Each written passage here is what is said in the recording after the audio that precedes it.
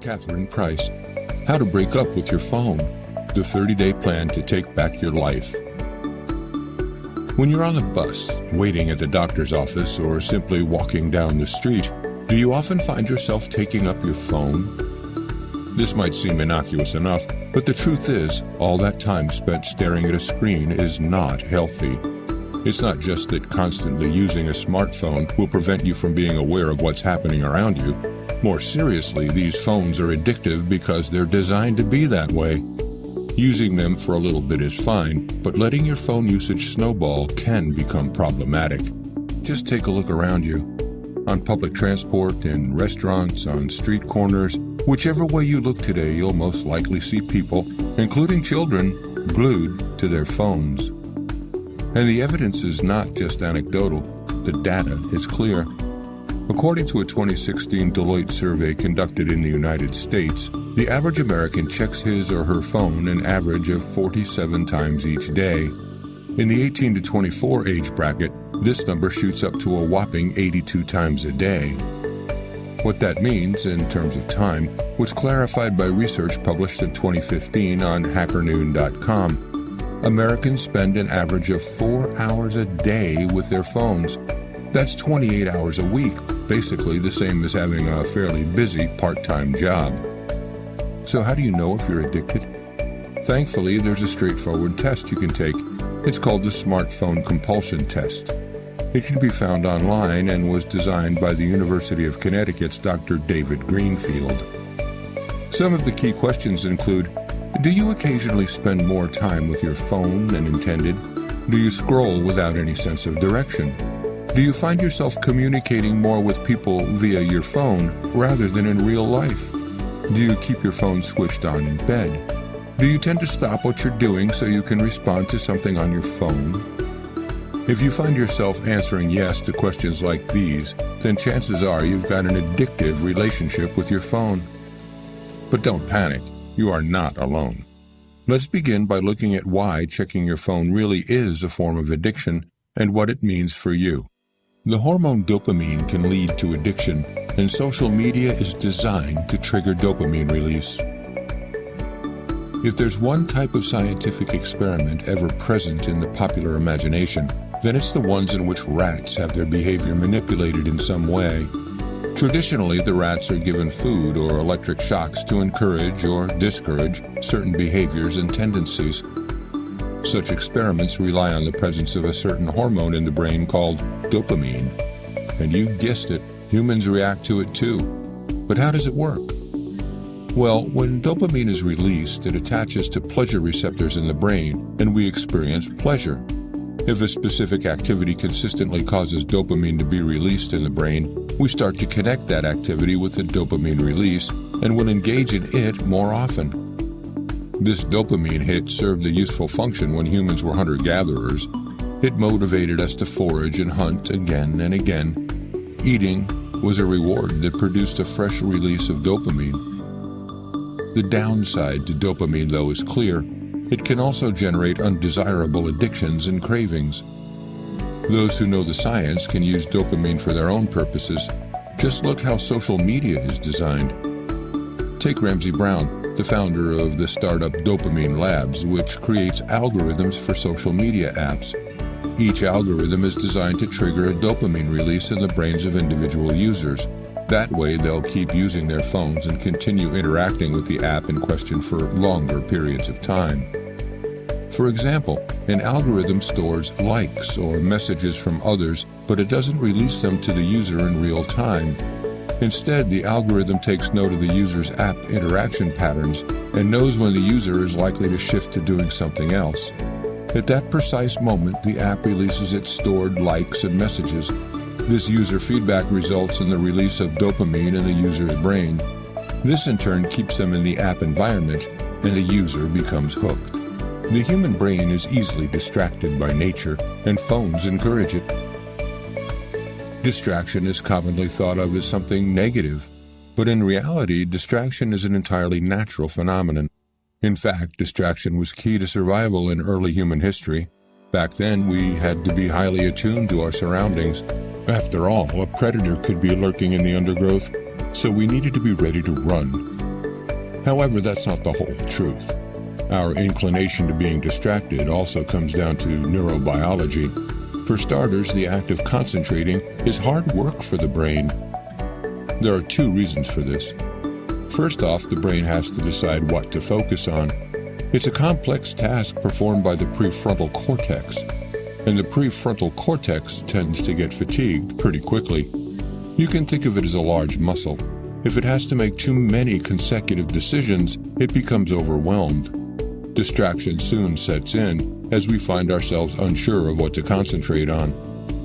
Second, sustained concentration takes effort. The brain must shut off all unnecessary internal and external inputs. Additional sensory information and distracting thought processes must not be allowed to interfere and compete for attention. Although we're not aware of this occurring, it takes our brains a lot of effort to sustain high levels of concentration. So what about phones? Well, as it turns out, they are great at distracting the brain. Let's compare them to books to get an idea of why. When you're reading a book, distractions only come from the outside world. Perhaps there's a knock at the door, or you get a phone call. It's pretty clear to our brain what it should devote its attention to. But with phones, it's different. Ads, links, and pop-ups appear on screen right where we're trying to concentrate. Simply put, the brain has to go to a lot more effort to maintain focus. It gets drained sooner, and maintaining attention becomes more difficult. The result is that it succumbs to distractions more quickly. Before we know it, we're surfing the web or checking emails rather than doing what we intended. There's a lesson we can learn from this. If you've got a text to read, you're better off reading a hard copy or an ad-free ebook than attempting to do it on your phone. Phones disrupt both short-term memory and long-term memory. Memory makes us who we are. That's why the onset of illnesses like Alzheimer's among older people is so feared. But issues with memory affect younger generations too. Just think of how difficult it can be as a student to memorize facts and figures for tests. It won't come as a surprise to learn that phones are a contributing cause of this. Phones can do real damage to your short-term memory. Your short-term memory, or working memory, is the part of your brain that tracks what's going on in the present moment, juggling all the bits of information that you need to process. For instance, it stops you from forgetting that you're looking for your keys while you're looking for your keys. But short-term memory can only keep track of a small number of things at any one time. In fact, in a study from 1956, psychologist George A. Miller found that it can only hold around 7 items simultaneously. Recently, science author Nicholas Carr scaled that down to a more realistic 2 to 4 items.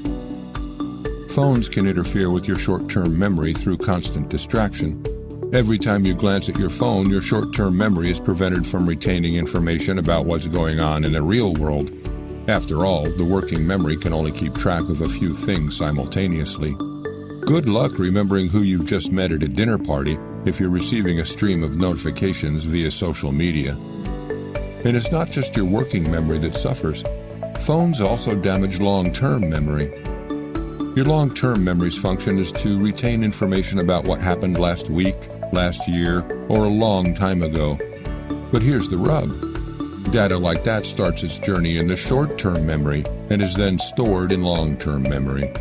What's more, only some of the information ends up getting transferred from one to the other. That's because the transferal process takes up a huge amount of energy. The result is that when the short-term memory receives too much distracting input from a phone, the whole process breaks down. Information does not get relocated to the long-term memory, and your phone is to blame. Phones disturb sleep patterns, resulting in poorer overall health.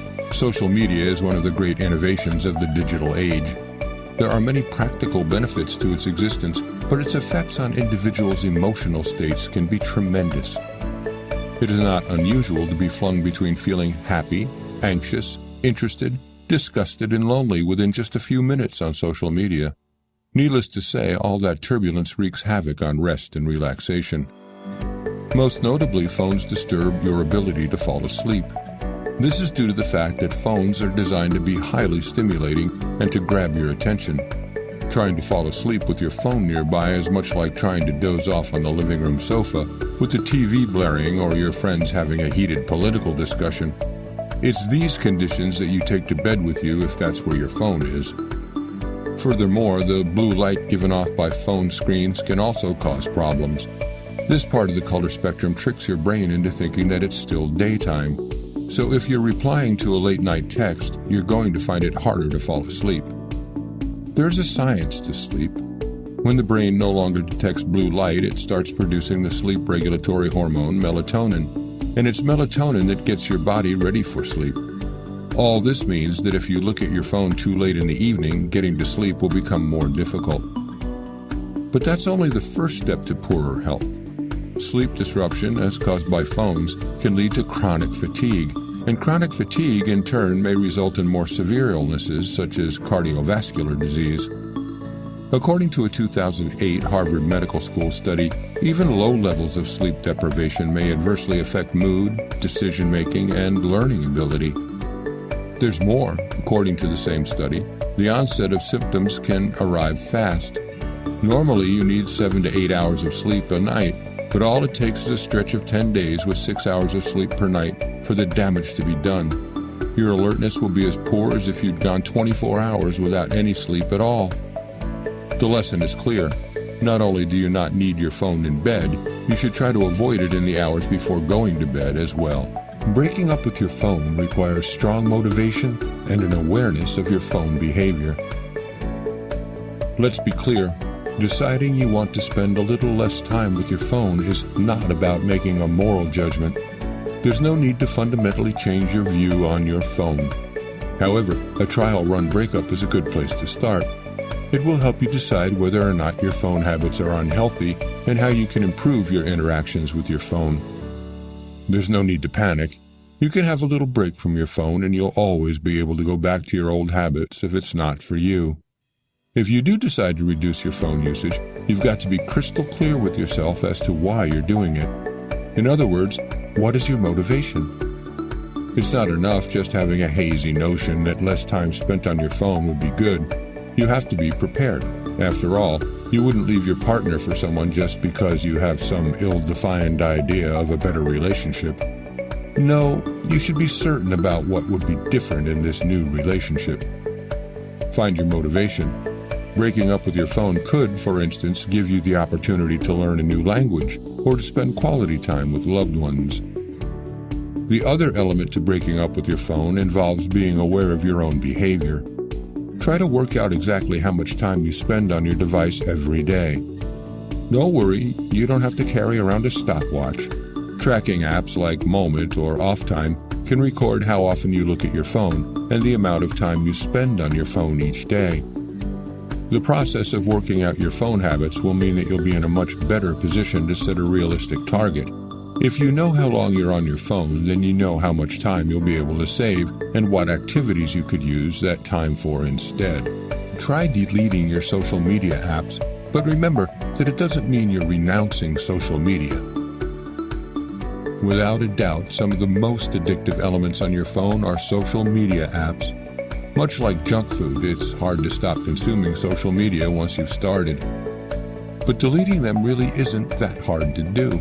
Simply delete the app from your phone. Certainly some message will pop up to ask questions and cast doubt on your intentions. Perhaps it'll warn you that data will be permanently deleted. Just ignore it. In the digital age, that data can be recovered. It'll be sitting in the internet cloud, ready to be downloaded to your phone if you ever come back. Still unsure? Just think of all the real-life experiences you could have instead of messing around on an app. Maybe focus on one that's brought you a lot of joy, like an excursion in nature or a house party. Think hard, which kind of experiences do you value more? The shadow world of social media or human connections in the real world? Asking yourself this and articulating your wants will ensure that you can delete those apps and move on. If you're worried that deleting your social media apps might be too big of a step, there's really no cause for concern. This decision is not final and you can always return after a few weeks or months. There's nothing stopping you. Of course, remember that you're not actually deleting your accounts. All social media is still accessible from your computer. The key word here is accessibility. You can now start to interact with social media when you consciously wish to do so. And the same lessons we learned about phone usage can be applied to your computer habits. Only open your internet browser when you have something specific to do. Even then, limit your activity to a set time. Ensure your post-phone breakup time is spent wisely and purposefully. One of the classic symptoms of breaking up with your phone is called fear of missing out, or FOMO for short. In order to avoid FOMO, it's very important to know what you're going to fill your time with in advance of your breakup. Otherwise, you'll just reach for your phone when you get bored. Begin by recalling what you enjoy when you're disconnected from the world. Make some lists, trying not to feel limited by the recent past. Perhaps there were activities you loved doing as a kid, or maybe there are things that have always fascinated you, but that you never had time to pursue. And of course, there are bound to be people that you'd like to spend more time with. Once you've jotted down your ideas, the next step is to create a more concrete plan. Make a schedule that fits with your routine. Remember that you don't have to do everything at once. Pacing things out will work wonders. Imagine you've decided on a 2-week breakup with your phone. Some of the things you could do might include solving a crossword puzzle, going on a nature excursion, taking a drawing class, organizing a board games party, visiting a local museum, meeting friends, or experimenting with a new recipe. But there's one activity that trumps all others, and it's the most basic one to human existence. Use your newfound time to exercise. We live in an industrialized digital age. That means that we can end up feeling quite disconnected and alienated from our bodies. Phones don't help in the slightest here. Overuse your phone and your body will start to feel like an unnecessary appendage. Needless to say, it's also far healthier to exercise than it is to use your phone. There are all kinds of exercises that can help you explore and reconnect with your body. They can range from something as simple as a walk or doing a bit of relaxed yoga right through to dance classes. Exercise with your friends can also be fun, and there are even some video games that require vigorous effort. So no more excuses. After all, even if you do go back to using your phone more regularly, there's every chance your life will have been enriched in the meantime. Who can really turn her nose up at reconnecting with friends, getting back into hobbies, or learning new skills?